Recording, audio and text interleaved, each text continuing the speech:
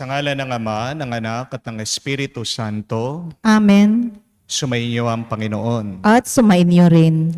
Mga kapatid, tayo ay nagpupuri at nagpapasalamat sa Diyos dahil minsan pa binigyan niya tayo ng panibagong buhay, panibagong oras, at panibagong panahon. Gitna ng ating mga iba't ibang problema at pagsubok, manalig tayo sa Diyos.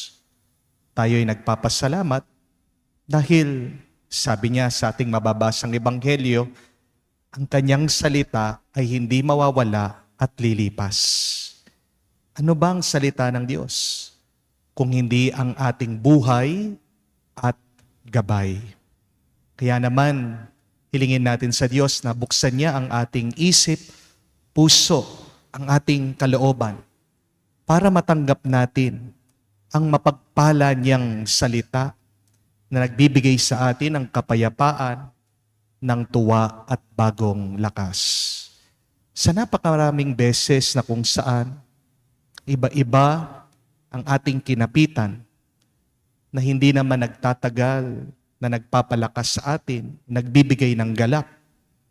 Hilingin natin muli sa Diyos ang kanyang awa, ang kanyang pagpapatawad para tayo'y makita minsan pa karapat-dapat makatanggap sa mga banal na misteryo. Inaamin ko Sa makapangyarihang Diyos at sa inyo mga kapatid, na lubha akong nagkasala sa isip, sa salita, sa gawa at sa aking pagkukulang.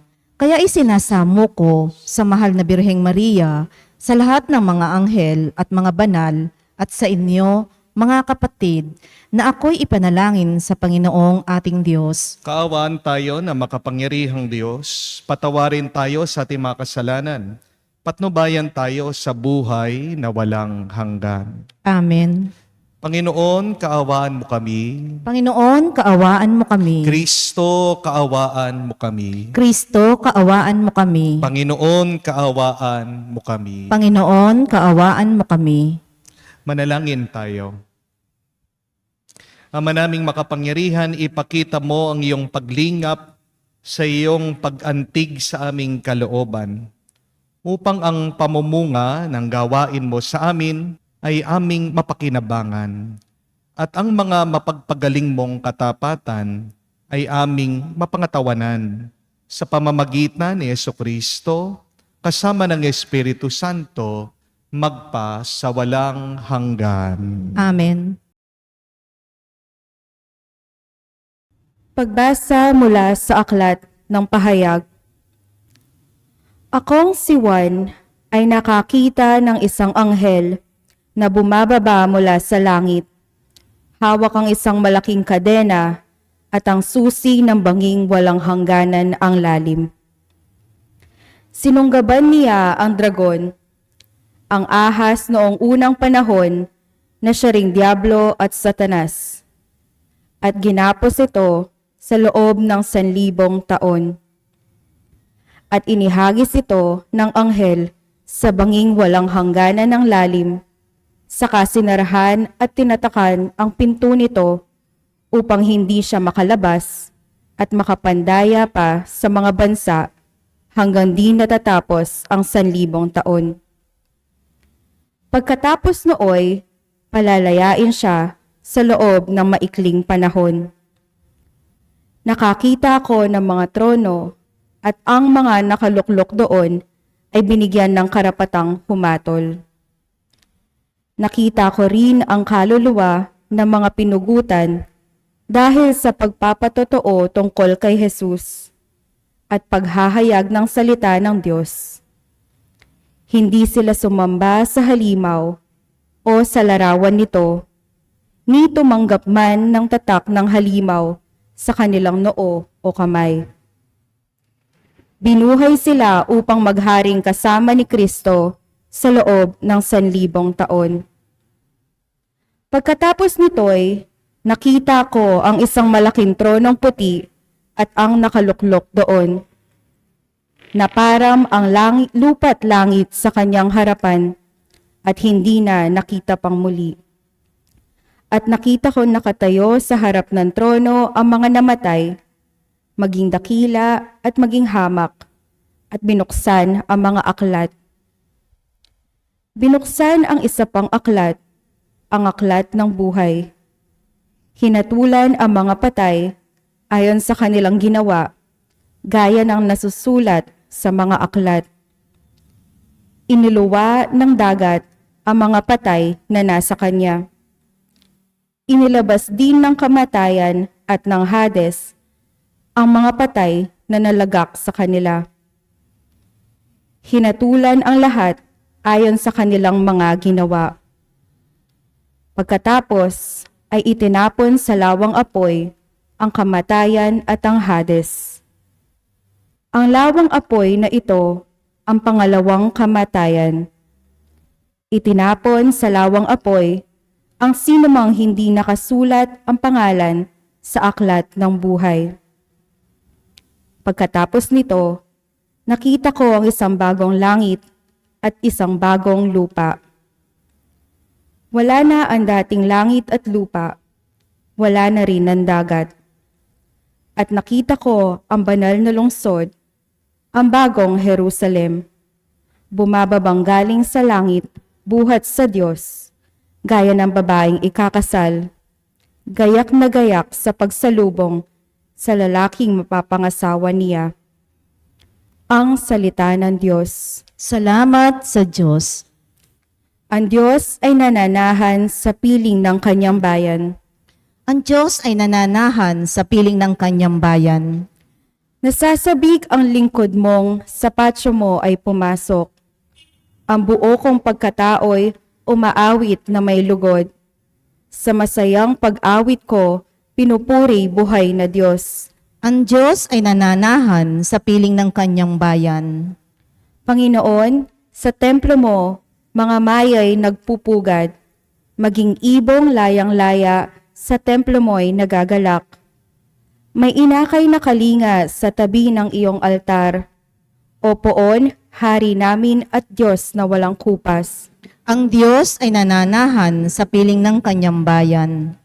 Mapalad na masasabi, silang dooy tumatahan, at palaging umaawit, nagpupuring walang hanggan. Ang sa iyo umaasay, masasabing mapalad din. Habang lumalakad, lalo mo nga silang palakasin. Ang Diyos ay nananahan sa piling ng kanyang bayan.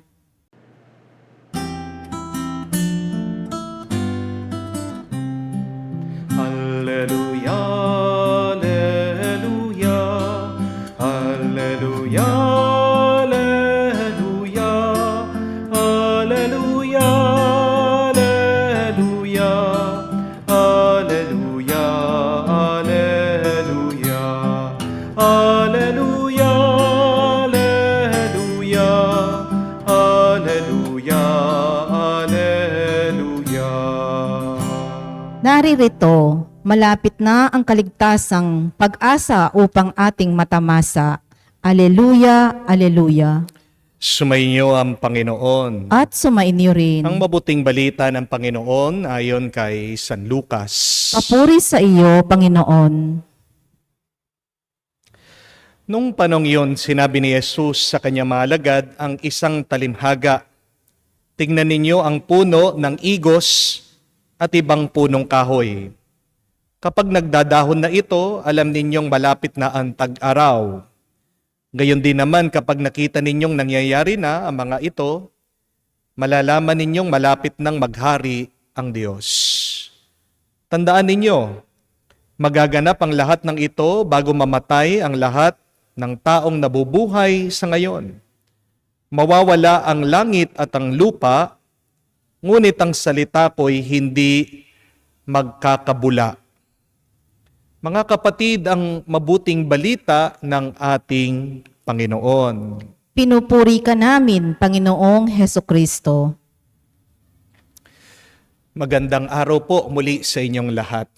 Hindi ko po makalimutan nung minsan ako ay inanyayahang magmisa sa isang patay. Pagkadating ko po sa bahay, nabigla po ako. Bakit? Kasi yung kabaong ng patay halos nasa flooring na po ng bahay. Napakababa po nitong patay sa kanyang pagkaposisyon. Nagtataka po ako, sira ba ang patungan ng patay? Wala bang mas mataas na lamesa o table para maiposisyon ang labi ng yumao?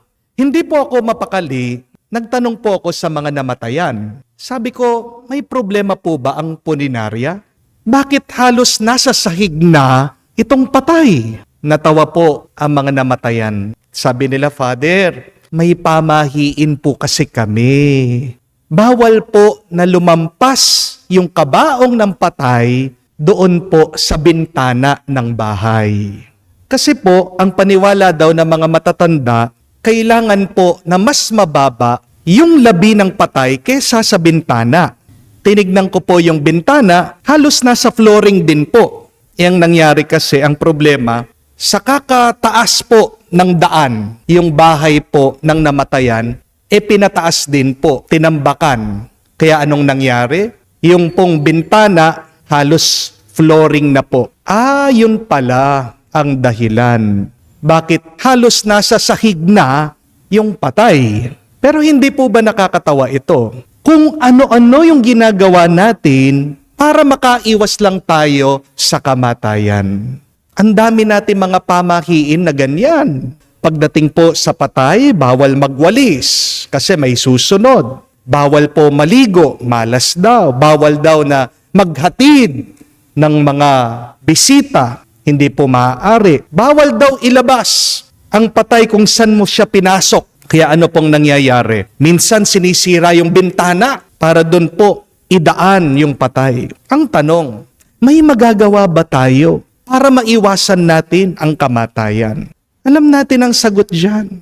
That we cannot do nothing to stop death and our ending. Ngayong malapit na po na matapos ang liturgical na kalendaryo ng ating simbahan, pinapaalala sa atin ng Panginoon sa pamamagitan ng mabuting balita, wala tayong magagawa para mapigilan natin ang katapusan. Sabi ni Jesus, heaven and earth will pass away. Ang lahat mawawala, walang mananatili. Kahit na gaano kaganda ang pelikula, matatapos din ito. Kahit na gaano kasikat ang isang tao, malalaos siya, makakalimutan siya ng ibang tao. Kahit na gaano mo kamahal ang buhay mo, babalik ka sa alikabok. Araw-araw, palapit na tayo ng palapit sa hukay. At wala tayong magagawa para mapigilan natin yan, para maiwasan natin ang katapusan. The end will eventually come, no matter how much you avoid it, no matter how much you ignore it, and even if you pray for it, all of us will meet our end.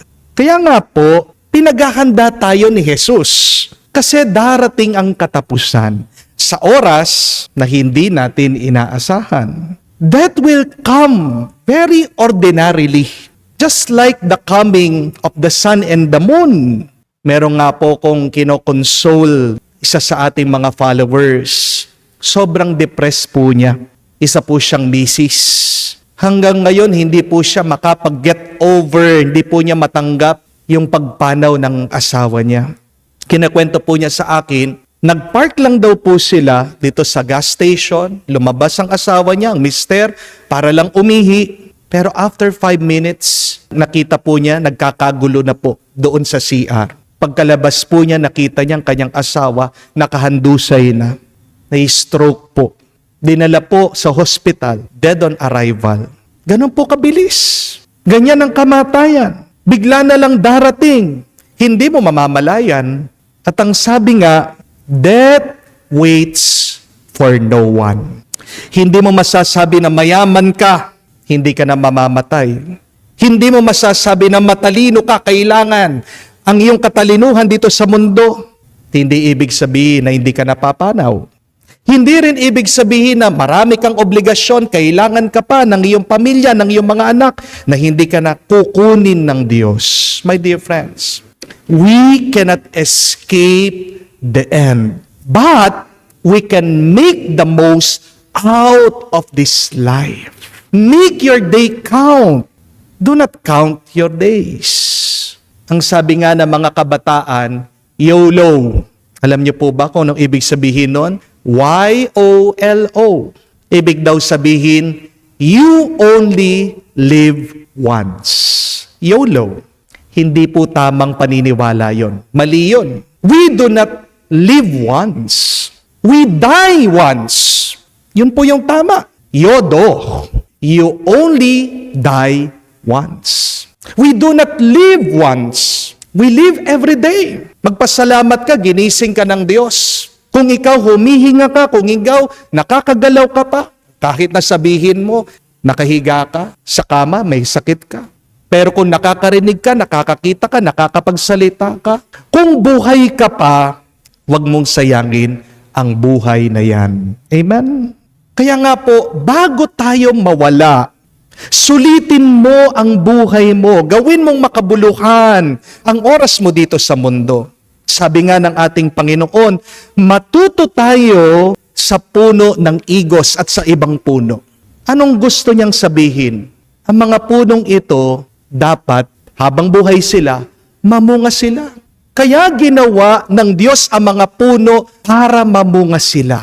Ikaw, namumunga ba ang buhay mo? Pansinin niyo po, ang puno ng mangga namumunga pero hindi man niya makain ang sarili niyang bunga. Ang puno ng bayabas namumunga pero hindi niya nakakain ang sarili niyang bunga. Para kanino yung bungang yon? Para sa mga dumadaan, para sa mga iba. Pero para magkaroon ng bunga, kailangan din ng tubig. Sino ang tubig ng buhay natin kung hindi ang Diyos? God is our living water. Bakit walang bunga ang buhay mo? Baka malayo ka sa buhay na tubig ang Diyos. There are only two ways in order to beat death. Gusto mong matalo ang kamatayan? Paano? Dalawang bagay lang. One, you should live meaningfully. But second, you should follow God faithfully. Kapag nabubuhay ka ng masaya, napayapa, kapakipakinabang ang iyong sarili sa ibang tao, yan ang isang paraan na natatalo mo ang kamatayan. Yan lang ang maidadala natin sa susunod na buhay, ang ating mga karanasan, ang ating mga alaala. At kung gusto nating matalo ang kamatayan, kailangan nating maniwala at manalig sa Diyos. Kaya nga po, sabi ni Jesus, only my words will remain. Mawala na ang lahat, pero ang salita ng Diyos hindi mawawala. At ano ang sabi ni Jesus sa Ebanghelyo sa mabuting balita ni San Juan? Ang sino man maniwala sa akin ay hindi mamamatay, kung hindi mabubuhay magpasawalang hanggan. At napakaganda pa po ng sinabi ni San Pablo sa mga tao doon sa Roma. Saint Paul says that if we live to the Lord. If we die to the Lord. So whether we live or die, we belong to the Lord. Pag ikaw ay nakakapit sa Diyos, pag ikaw ay malapit sa Diyos, pag ikaw ay sumusunod sa Diyos, papabayaan ka ba niya na mawala? Di po ba hindi? Papabayaan ka ba niya na mapahamak? Di po ba hindi? Ang tanong, are we living meaningfully or fruitfully? Are we following God faithfully? Mga kapatid, wag po tayong matakot sa kamatayan o sa katapusan. Darating at darating yan. Normal lang yan. Mas matakot ka na mamatay kang walang bunga ang buhay mo. Amen? Mas matakot ka na nabuhay ka dito na wala kang saya. Amen? Mas matakot ka na mamatay ka sa pagkakasala. Kasi pag namatay ka na may kasalanan, patay na ang iyong pisikal na katawan. Ano ang sabi ng unang pagbasa kanina? Maitatapon ang iyong kaluluwa sa Hades, sa impyerno. Yan ang pangalawang kamatayan. Ito po ang ating ipagdasal. Naway mawala lahat ng ating takot sa kamatayan at katapusan. Naway sa tulong ng Banal na Espiritu, mamuhay tayo ng mabuti, masaya at mabunga at patibayin pa sana ng Diyos ang ating pananampalataya para makasunod tayo sa Kanya at marating natin ang buhay na walang hanggan. Amen. Amen. Tinatawag tayo ng Panginoon na magbantay sa Kanyang muling pagbabalik. Lumapit tayo sa Ama sa panalangin habang naghihintay sa Kanyang pagdating. Ating sabihin, Panginoon, dinggin mo kami. Panginoon, dinggin mo kami.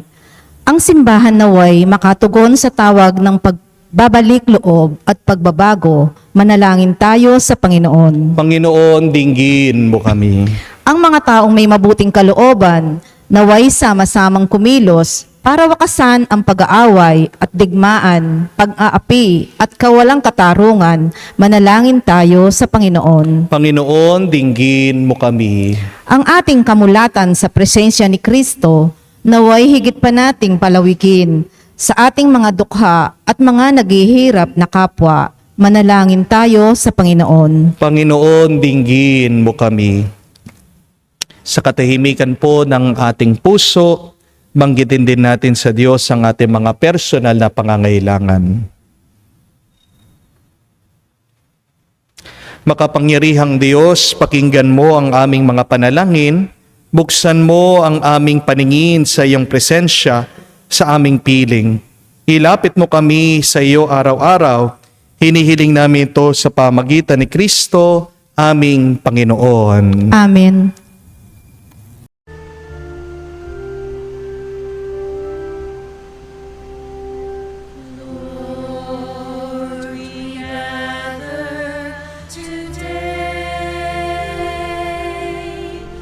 In your house we kneel down and pray.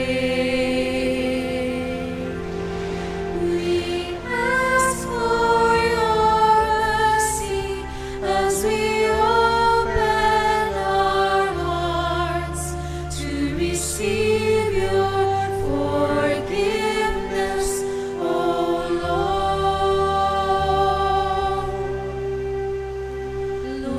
Lord, we lift up to you all these gifts we offer for your glory. We will eat this living bread, we will drink this saving cup, and feel your presence, O Lord. As we offer this bread, and as we bring you this wine, bless them, Lord Jesus. Feed us now, give us life. Send us your Spirit, the source of our lives, and together we will serve you with love. Manalangin kayo mga kapatid para ang ating mga paghahain ay kalugdan ng Diyos sa mga makapangyarihan. Tanggapin nawa ng Panginoon itong paghahain sa iyong mga kamay sa kapurihan niya at karangalan sa ating kapakinabangan at sa buong sambayanan niyang banal. Ama naming lumikha, tanggapin mo ang mga banal na alay na iyong pinag-utos sa aming italaga sa pagsamba sa iyong ngalan at upang kami pagindapatin paunlakan ng iyong tapat na pagmamahal. Gawin mo ang iyong mga utos ay sundin namin kailanman. Sa pamamagitan ni Jesucristo kasama ng Espiritu Santo, magpa sa walang hanggan. Amen. Sumayin niyo ang Panginoon. At sumain niyo rin. Itaas sa Diyos sa inyong mga puso at diwa. Itinaas na namin sa Panginoon. Pasalamatan natin ang Panginoong ating Diyos. Marapat na siya ay pasalamatan. Ama naming makapangyarihan, tunay nga marapat ikaw ang aming pasalamatan sa pamamagitan ni Jesucristo na aming Panginoon. Utang na loob ang nagbubunsod upang gunitain ang kamatayan niya para kami buhayin. Pagtitiwala ang sanhi ng ligayang di malilimot, ang pagkabuhay niya sa aming kaloob. Pag-asa ang dahilan ng pagiging handa para sa pagbabalik niyang totoong dakila. Kaya kaisa namang anghel nagsisiawit ng papuri sa iyo. Nang walang humpay sa kalangitan, kami nagbubunyi sa iyong kadakilaan.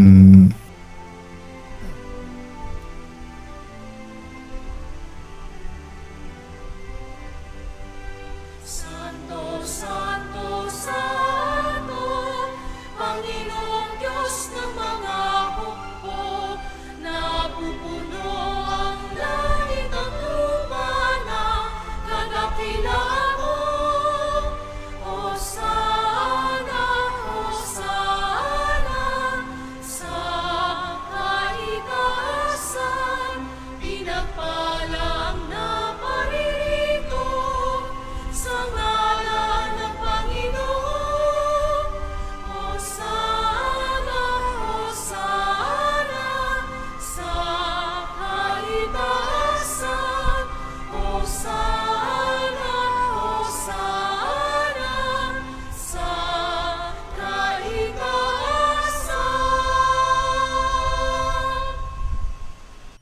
Ama naming banal, ikaw ang bukal ng tanang kabanalan, kaya't sa pamagitan ng iyong Espiritu, gawin mong banal ang mga kaloob na ito, upang para sa amin maging katawan at dugo ng aming Panginoong Hesu Kristo.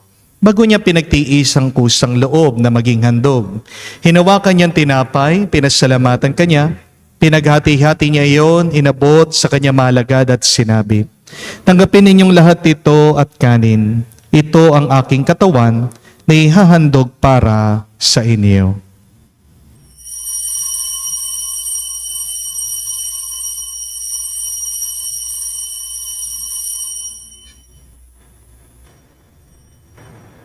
Gayon din naman na matapos ang hapunan, hinawakan niya ang kalis, muli kanyang pinasalamatan.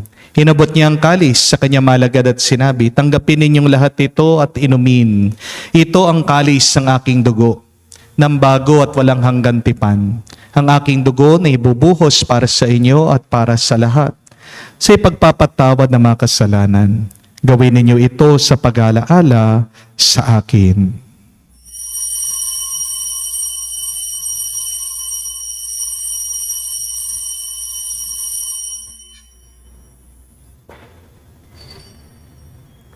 Ang misteryo ng pananampalataya. Aming ipinahayag na namatay ang iyong anak, nabuhay bilang Mesiyas at magbabalik sa wakas para mahayag sa lahat.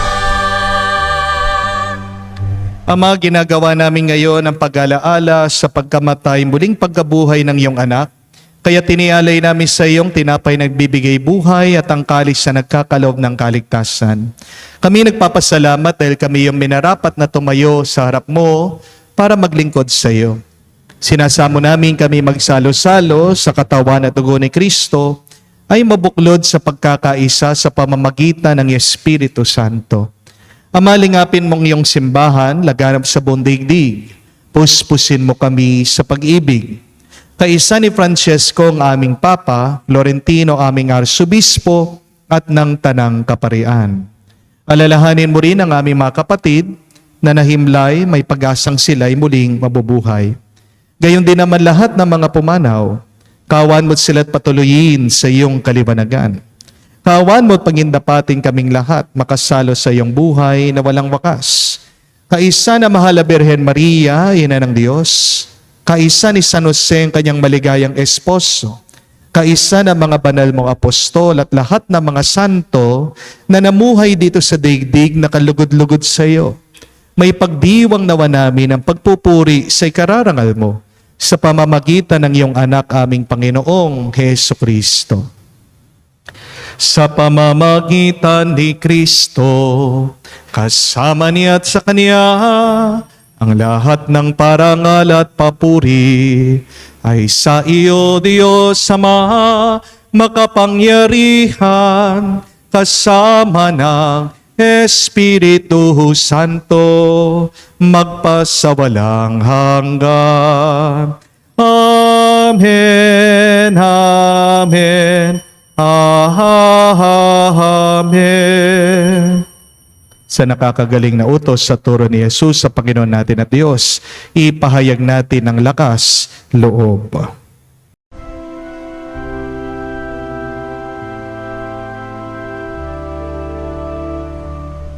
Ama namin, sumasalangit ka, sambahin ang ngalan mo, mapasa amin ang kaharian mo, sundin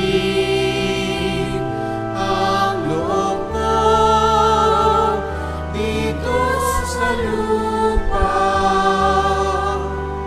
para nang sa langit. Bigyan mo kami ngayon ng aming kakanin sa araw-araw. At patawarin mo kami sa aming mga sala para ng pagpapatawad namin sa nagkakasala sa amin. At huwag mo kami ipahintulot sa tukso, at iadya mo kami sa lahat ng masama.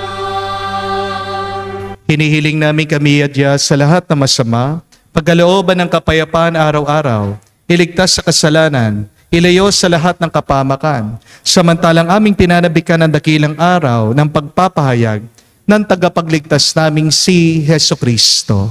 Sapagkat iyo ang kaharian at ang kapangyarihan at ang kapurihan magpakailanman. Amen. Panginoong Heso Kristo, sinabi mo sa mga apostol, kapayapaan ang iniiwan ko sa inyo, ang aking kapayapaan binibigay ko sa inyo.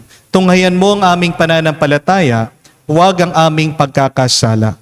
Pagkalooban mo kami ng kapayapaan at pagkakaisa ayon sa iyong kalooban. Kasama ng Espiritu Santo, magpasawalang hanggan. Amen. Kapayapaan ng Panginoon ay laging sumainyo.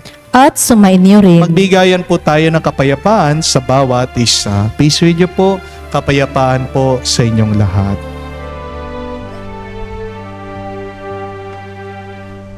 Kordero ng Diyos na nag-aalis ng mga kasalanan ng sanlibutan, maawa ka sa amin. Maawa ka sa amin. Kordero ng Diyos na nag-aalis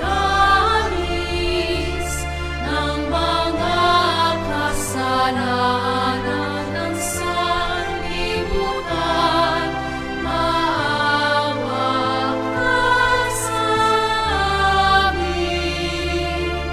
Maawa ka sa amin.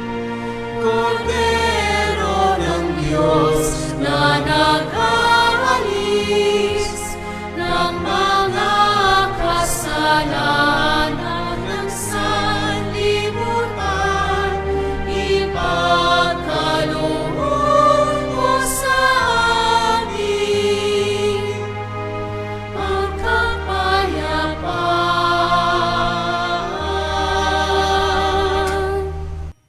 Mga kapatid, naririto ang ating Panginoong Jesucristo, ang Kordero ng Diyos.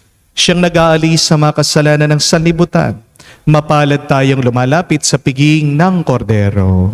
Panginoon, hindi ako karapat-dapat na magpatuloy sa iyo, ngunit sa isang salita mo lamang ay gagaling na ako.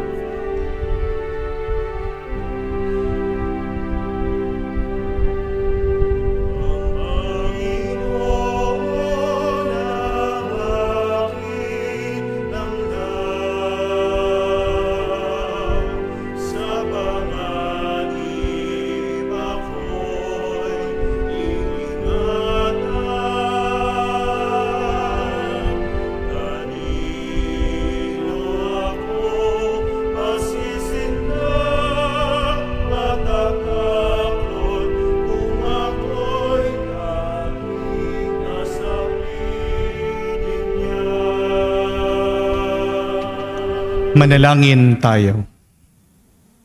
Ama naming mapagmahal, kami pinagkakalooban mo ng pagsasalo sa iyong kagalakan ay lagi nawang lumingon sa pinanggalingan nitong banal na pakikinabang upang kami huwag mawalay sa iyo na aming hantungan.